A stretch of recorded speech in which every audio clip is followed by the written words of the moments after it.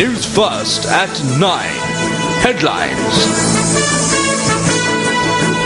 Hello, very good evening to you. This is Weekend Primetime News coming to live on MTVsports and Shakti TV from our Newsfirst Center here in Colombo. I'm Shahan Jirangpati and these are your headlines. 3 persons arrested along with a 38.4 million rupee haul of Ega wood or Wallapatta in Katunayaka. 81 lives lost in road accidents over the past 10 days. JVP condemns attack on UNP MPs in Mattala.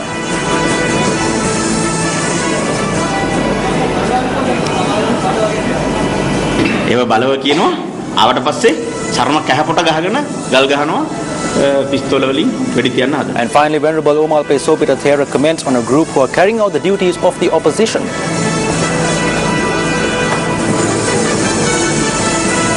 විපක්ෂයේ වෙනුවෙන් කරන හතුරුකම් ටික කරන කණ්ඩායම. ඒ කණ්ඩායමේ තොරතුරු තමයි වරින් වර මතුවෙන්නේ පෙරයිදා හම්බන්තොටින් දැක්කේ අපි ඒක. Well, those are headlines tonight. We now cross over to the main desk for these stories in detail. Well, thank you very much, Shahin, for bringing us the headlines. A very good evening to all our viewers. I'm Arundhati Mudanayaka.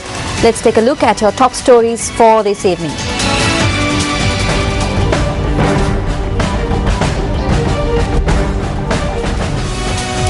President Mahendra Rajapaksa declared the new Management and Commerce Faculty Building Complex of the Southern Eastern University today. The new Management and Commerce Faculty Complex of the South Eastern University has been constructed at a cost of 260 million rupees.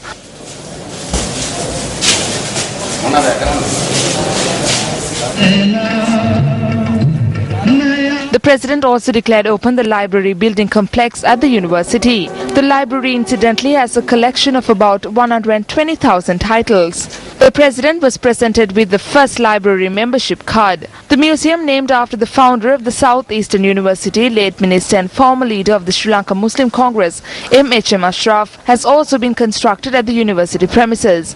Following an inspection tour of the museum, the President held cordial discussions with the tutorial staff and academics.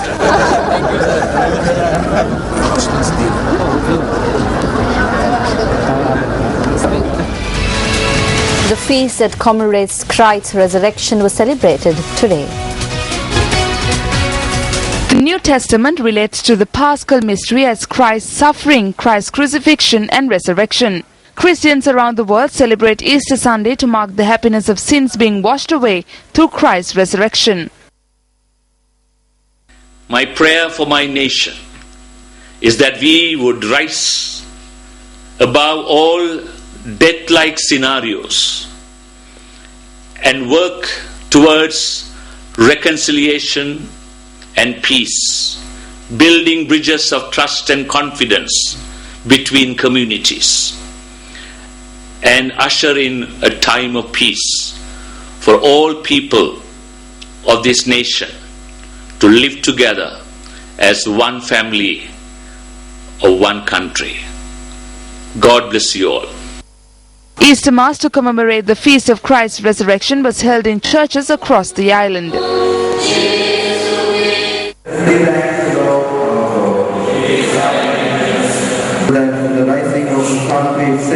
A special procession to highlight Easter Sunday centering St. Sebastian's Church on Beach Road, Negombo was held today.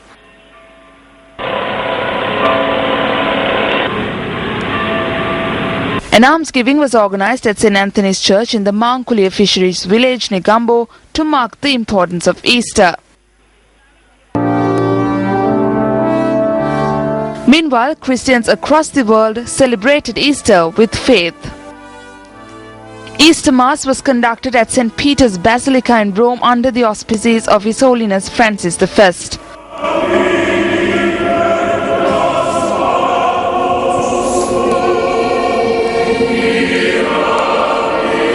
A special mass was held at the church, which was built in Jesus' tomb.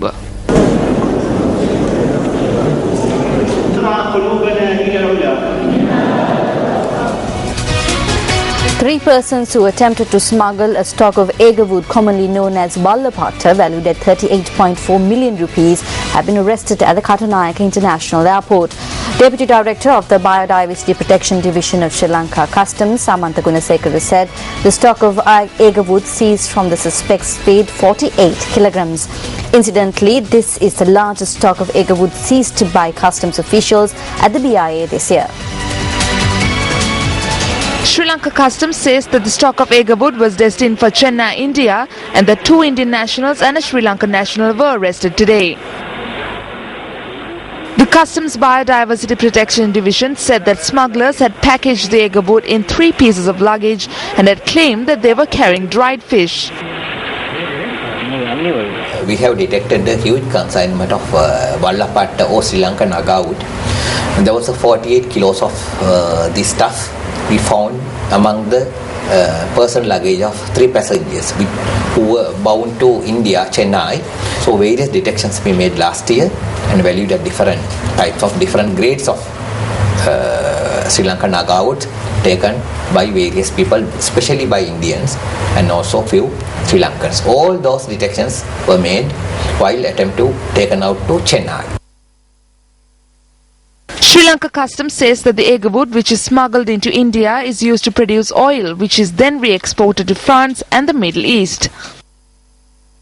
In February, Customs seized a 16-kilogram haul of agarwood valued at 22.8 million rupees. Environmentalists say that agarwood of Wallapatta has been under threat in Sri Lanka over the past 3 years.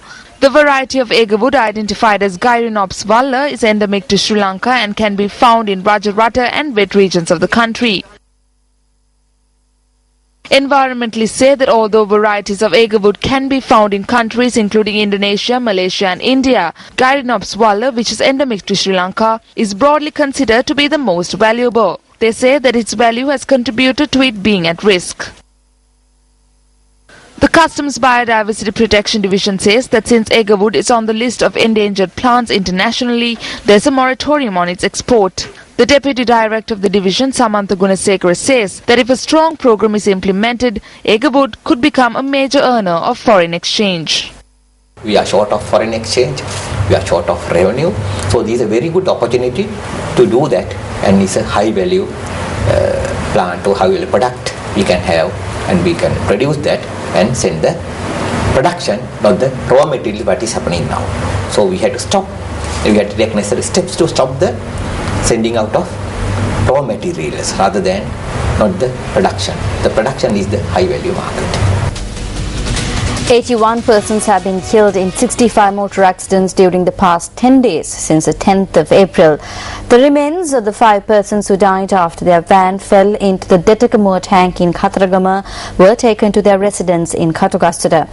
Members of the same family met with this accident yesterday while they were on their way on a pilgrimage to Kataragama. The group of victims who were residents of the Mullegama area in Ambathanna Kandy had met with the accident when the van they were travelling in plunged into the Detagamur tank at around 4:30 last morning. 6 persons were in the ill-fated van and only a 9-year-old survived the accident.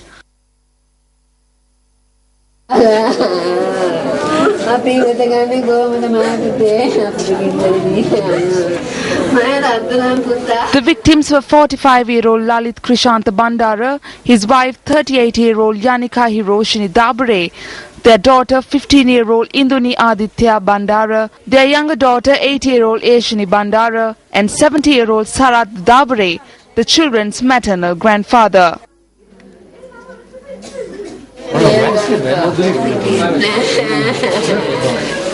The remains of the victims are now lying at their residence in Mullegama Ambathanna, and the final rites will be held tomorrow at the Mahayava Public Cemetery. Meanwhile, the funeral of the 10 victims who died when the tractor they were travelling in veered off the road and plunged into a Zadi canal in Aralagan Villa will be held tomorrow at the family burial grounds.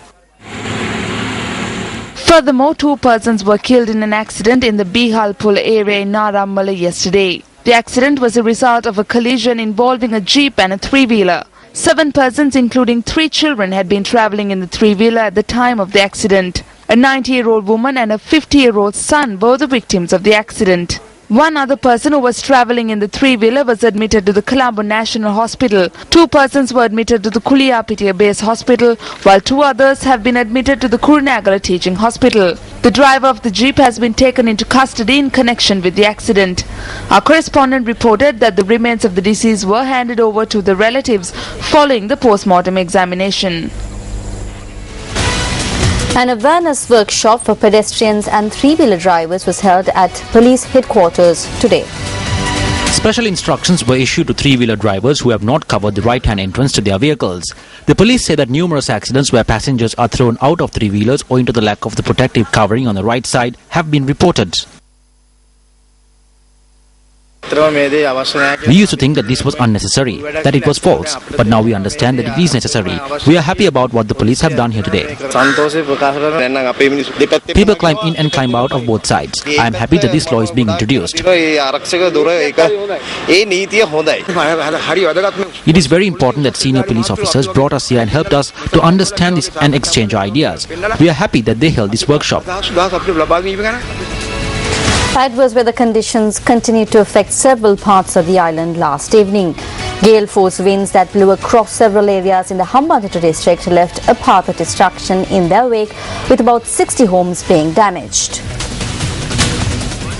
The Assistant Director of the Hambantota District Disaster Management Centre, Squadron Leader Harsha Ravindra said gale force winds in Agunakola Palasa, Suriwava and Tangol caused property damage in 9 Gramaladari divisions. Several banana plantations in Suriwava were damaged by the gale force winds.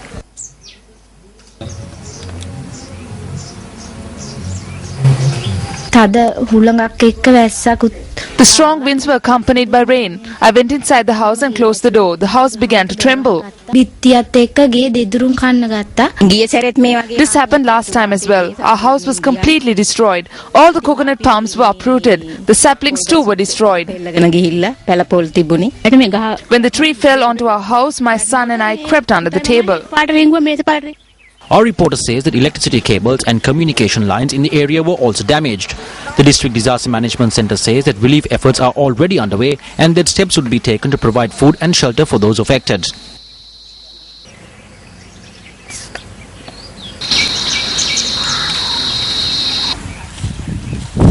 Two temporary homes in the Murugandi area in Kilinochi were damaged by gale force winds this morning.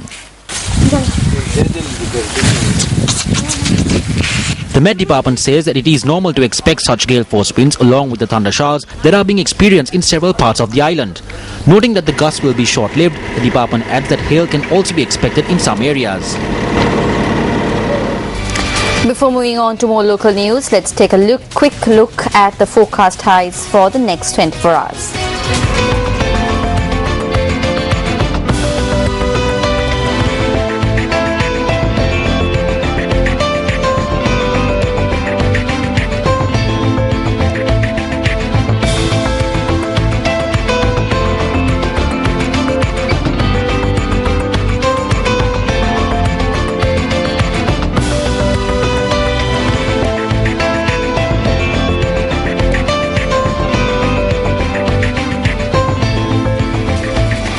The police have recorded statements from 3 of the MPs who were victimized in an attack on a group of UNP MPs in Hambantota recently.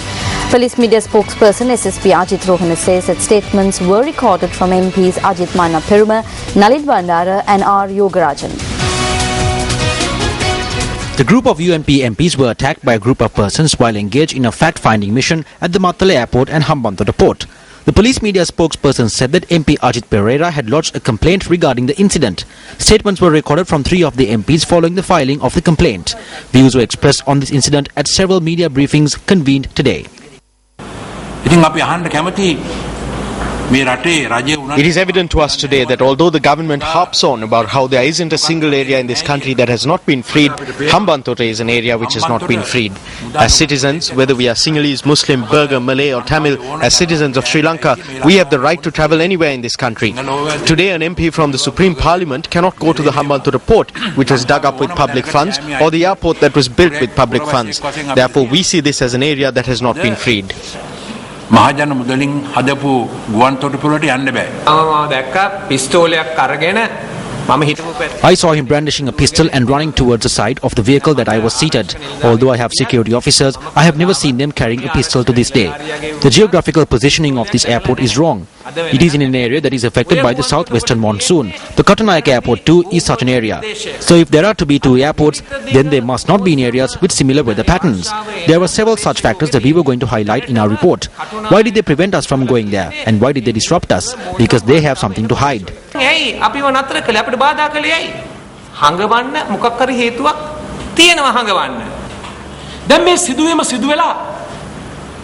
දින දෙකකුත් පහුවේ. 2 days have passed since the incident, and since we do not even have a thimble of faith in the police in the south, we lodged a complaint with police headquarters. Several major crimes, including harassment, property damage and armed threats, were witnessed here. The people can identify the criminals. These persons must be arrested immediately. වැරදිකාරයෝ කවුද කියලා මිනිස්සුන්ට අඳුර ගන්න පුළුවන්.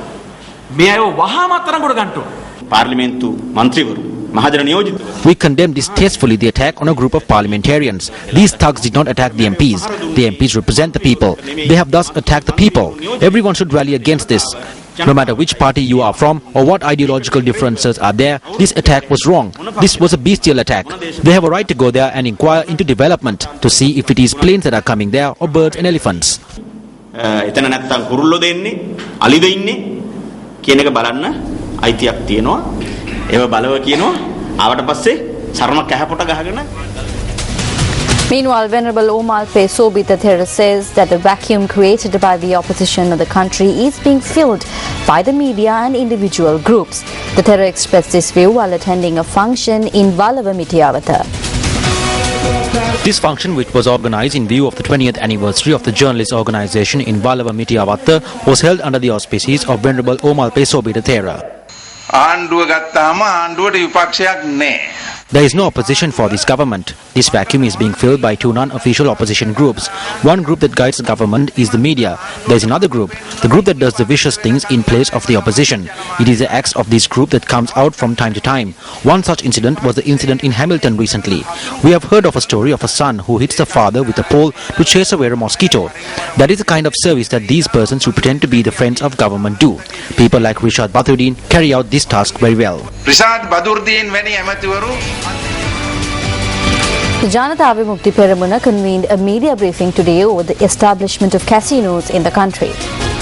මාස ගෙනාපු gazette නිවේදන දෙක తాවකාලිකව හකුලගෙන 3 new gazette announcements have been presented in Parliament to replace the 2 gazette announcements which were temporarily withdrawn in September and the 2 gazette announcements presented on the 30th of January 2014. Several terms that were in the 2 previous gazette announcements have been replaced in the new ones. The phrase hotel complexes with gambling facilities has been replaced with ultra-luxury integrated tourist resorts and associated facilities. The government has been very cunning here. They have removed the phrase gambling facilities and replaced it with hotel complexes with associated facilities. සූදු සහ ඔට්ටු ඇල්ලීමේ පහසුකම් සහිත කියන වචන ටික ඉවත් කරලා ඒ වෙනුවට ඊට අනුසාංගික පහසුකම් සහිත හෝටල් සංකීර්ණ කියලා.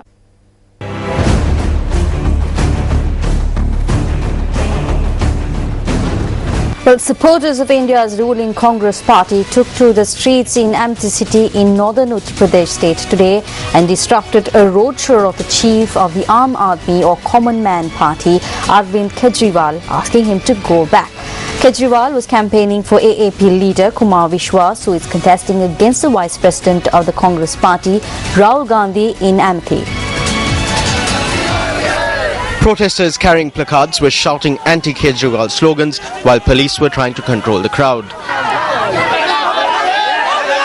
A relentless anti-corruption crusader Arvind Kejriwal is seen as a dark horse who could upset the best-laid plans of the main two parties in the Indian political landscape with his brand of fearless politics, not afraid to take on powerful figures. The activist turned politician stormed to popularity after tapping into the veins of urban anger over corruption among the political class and is now becoming a possible third choice of the middle-class voters, confused between the divisive but charismatic Narendra Modi and the Nehru Gandhi dynasty heir Rahul Gandhi. Meanwhile, the regional Samajwadi Party, enraged by a show-cause notice issued on party leader Mulayam Singh Yadav by the Elections Commission, accused the commission of being biased and influenced by the main opposition Bharatiya Janata Party. Yadav had earlier drawn flack for his remark on April 10th that rapists should not be awarded the death penalty for their mistakes. The Election Commission of India had served a show cause notice to Mulayam Singh Yadav yesterday for allegedly threatening contractual teachers in northern Uttar Pradesh to vote for his party or risk losing permanent jobs. Meanwhile, a leader of India's ruling Congress and Junior Education Minister Shashi Tharoor slammed the Prime Ministerial candidate of the BJP, Narendra Modi, and said that Modi has failed in providing good governance in western Gujarat. Addressing media persons in New Delhi yesterday, Tharoor asked Modi not to implement his much-hyped Gujarat model of governance on the rest of the country. All we can say to Mr. Modi is please don't impose the Gujarat model of development on the rest of the country. Because the vast majority of the country treats its poor, its Adivasis, its Dalits, its unfortunate and marginalized people, its children, its women better than Mr. Modi has been able to do in 12 years of allegedly good governance in Gujarat. The Newsfirst International Desk has been keeping close tabs on the Indian general election from the day that polls were first announced. We have our correspondents based in Delhi, Karnataka and Chennai. A. Valarmarthi, our correspondent in Delhi, joins us now with the latest on the situation there. When a cursory glimpse of the previous elections in Assam, for which these elections are to be held, out of the 6 constituencies in Assam that are going to polls on April 24th, BJP won 3 in 2009, while the Congress, AIDUF and DS won each. And in Bihar, out of 7 constituencies, BJP won 4 in 2009.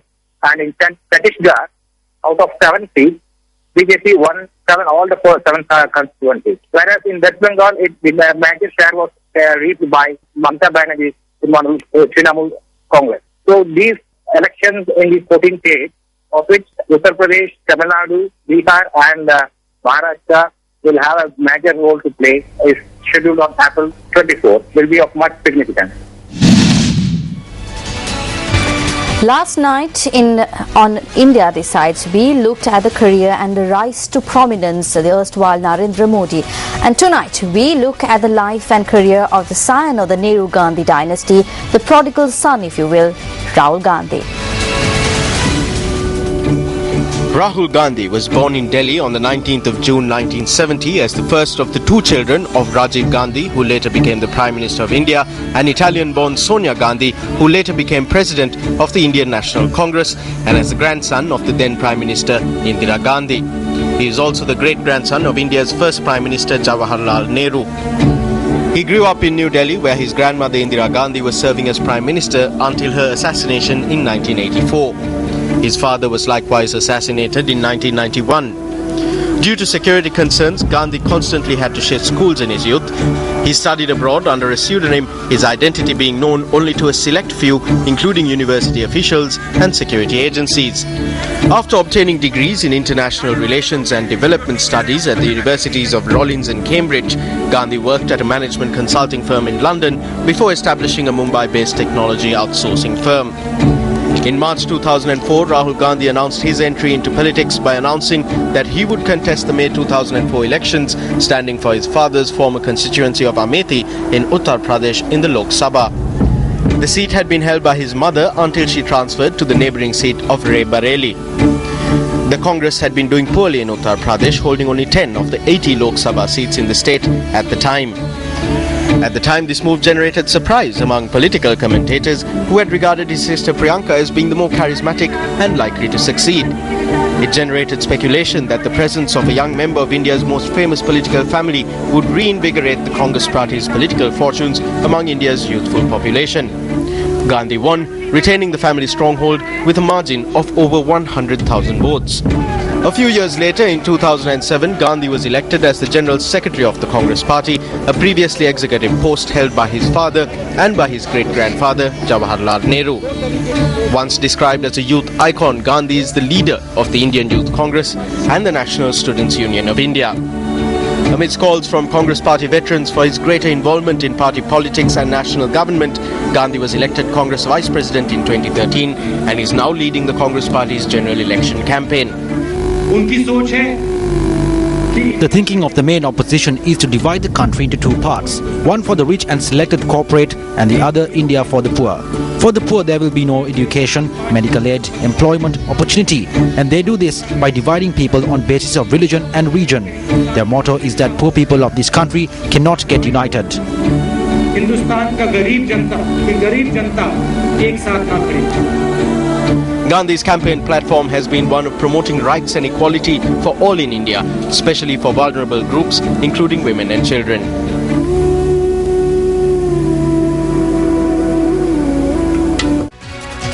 The Pathfinder Foundation and the Vivekananda International Foundation think tanks based in Colombo and New Delhi say that with a new government about to assume office in India, this is an opportune occasion to consider how Indo-Sri Lankan relations can be reset.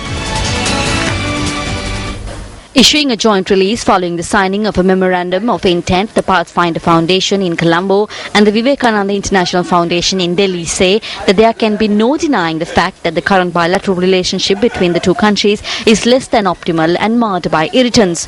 Both think tanks say that it is imperative that a structured and meaningful dialogue based on mutual respect and sovereign equality is put in place as soon as the new Indian government assumes office.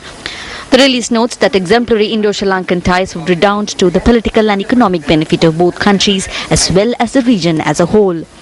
The Pathfinder Foundation and the Vivekananda International Foundation are of the belief that a peaceful and prosperous Sri Lanka enjoying close ties with India would be a factor of strength for India. Indian police say that an international organ trafficking mafia is luring people into buying and selling kidneys for huge amounts, exploiting desperate patients in need of immediate kidney transplant and healthy individuals caught in financial hardships. The Times of India, quoting Hyderabad police sources, reports that the racket is thriving in countries like Sri Lanka, Pakistan, Bangladesh, Singapore and Malaysia. The latest kidney transplant racket came to light in Hyderabad when 26-year-old Dinesh Kumar, a private employee from Kothagudem, was found dead in Colombo. Hyderabad Police Central Crime Station detectives who are probing the case say that 3 suspects revealed during interrogation that people in need of money from India are being lured into selling their kidney and then taken to countries like Sri Lanka, Pakistan, Bangladesh, Singapore and Malaysia, where the patient would be waiting for a transplant. The Times of India quoted a senior Hyderabadi police officer saying that several suspects are being questioned and that the kingpin would be apprehended soon. The Around the World team were on a goodwill tour to promote the upcoming World Conference on Youth 2014, which is to be held in May this year, participated in an event held at the Sri Lankan Embassy in Berlin, Germany yesterday. The delegation's next destination is Rome in Italy. Around the World in 40 days. Members of several German organizations participated in the event held at the Sri Lankan Embassy last afternoon. The delegates at the event were also briefed about the youth conference that is to be held in Sri Lanka later this year. It was youth delegates from Germany that handed over the German flag to the Around the World team at the occasion. Subsequently, the youth were awarded with World Youth Conference emblem badges.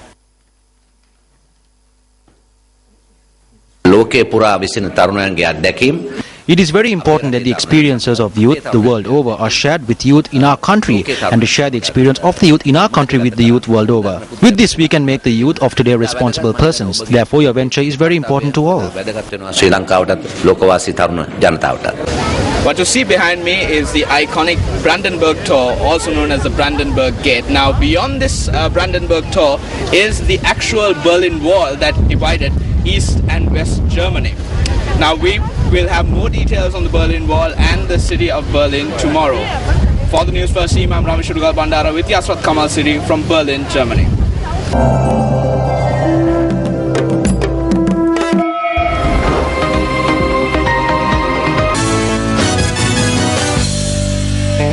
And in sports news this evening, the Sri Lanka blind cricket team sealed victory in the one-day series against their Australian counterparts today with a comprehensive 10-wicket victory. Now, winning the toss at the Surrey Cricket Ground in Magona today, the Australians took first lease of the wicket and were bowled out for 222 in 33 overs. Corey Herbley scored 33 while captain Matthew McCarthy made 32. Saman Kumara was the pick of the bowlers with figures of 3 for 25. The Sri Lankan openers took to this crease and stood their ground, reaching the target in 22 overs. Captain Chandana Surarachi made 113 while Ruwan Wasantha scored 75. Sri Lanka head into the final dead rubber fixture at the R. Premadasa Stadium in Colombo with an unassailable 3-0 lead in the series.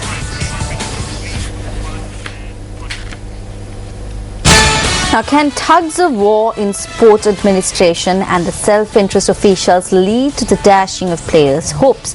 Up next is Sports First investigative journalism segment, The Bitter Truth.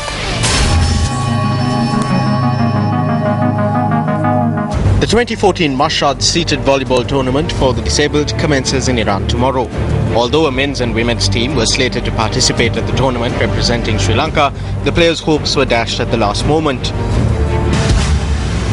From the 26th of this month, the squad has been training at Torrington. On the 11th, we got to know that we would not be participating. Sports First made inquiries from the Disabled Women's Volleyball Association as to why Sri Lanka's participation at the tournament was cancelled at the last minute. The association's General Secretary Shamali Jayasuriya said there was insufficient funding. The president of the Disabled Men's Volleyball team, Karuna Ratna Wickramasinghe, said the situation arose owing to the negligence of the National Paralympic Committee. Rejecting the allegation, the chairman of the National Paralympic Committee, Rajitha Ampe Mohotti, said the Disabled Women's Volleyball Association was yet to inform them that they were unable to participate in the tournament. He added that the committee had not granted approval for the Disabled Men's Volleyball team. Ampe Mohotti added that several disciplinary inquiries have been launched into the association, which is functioning illegally. There are some sports associations which are clubs. Several persons in these clubs try to put these players forward and achieve personal ends. We provide them with funding after considering the victories that we achieve at international tournaments. Since this tournament is not of much importance, we cannot give the required funding, but we have given them the necessary nourishment and training. The Mashhad 2014 seated men's and women's volleyball tournament is recognized by the Asian Paralympic Committee. The committee's website notes that the tournament in Iran serves as a qualifier for the 2014 Asian Para Games and the 2014 World Championships. As such, regardless of where the blame lies in this matter, in the end, does it not simply lead to Sri Lanka being deprived of opportunities to participate in tournaments? Well, that's a look at news at 9 for tonight. Thank you very much for joining us. I'm Arundhati Vidhanayaka. Have a great week ahead of you. Good night. Hotline 0114-896-896. www.newsfirst.lk. Feedback at newsfirst.lk.